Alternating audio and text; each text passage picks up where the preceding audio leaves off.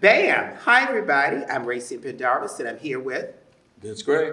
the Honorable Vince Gray, a man who has been in politics for so long. It's a part of your DNA. You're a part of Washington, D.C. You're part of our history, part of our community. And how long have you been in office? I was elected first time to the Ward 7 seat in 2005.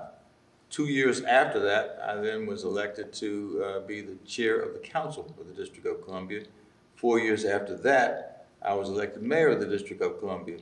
And I've been now for 2+ years, three years almost, the council member for Ward 7 again. How about that? And it's so important that folks, one, get out and vote, folks get out and get involved. And as you go into the eve of change, I call the eve of change as we go into a year after year after year. But, as folks who want to understand the importance of living in the district and some of the things that you've been fighting for in the district, tell us some of the things that you have implemented and still fighting for in the district.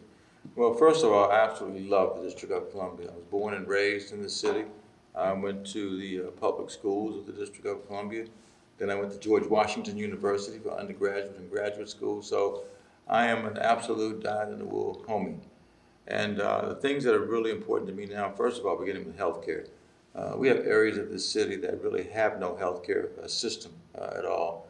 We're especially working hard on being able to bring a real healthcare system to Ward 7 and Ward 8, where collectively we have 160,000 people, which is the size of a city.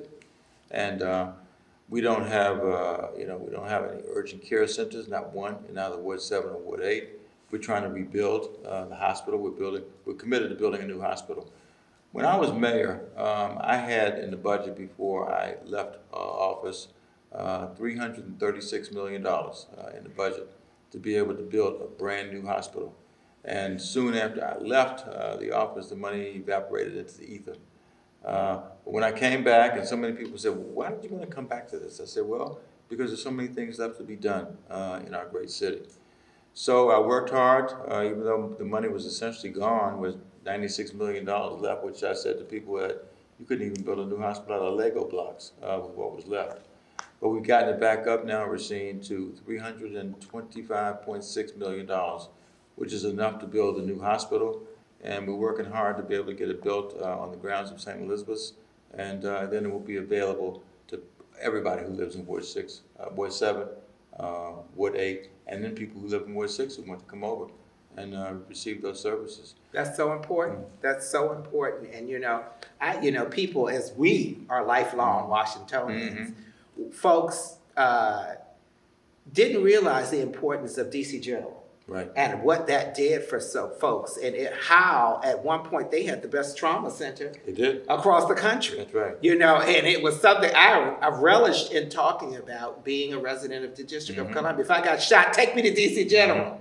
That was so important in being a part of why a hospital is so valuable in Ward 7 and 8, and the importance, and so many people. You have fought on so many levels, on health care. You've fought for so many folks for civil rights.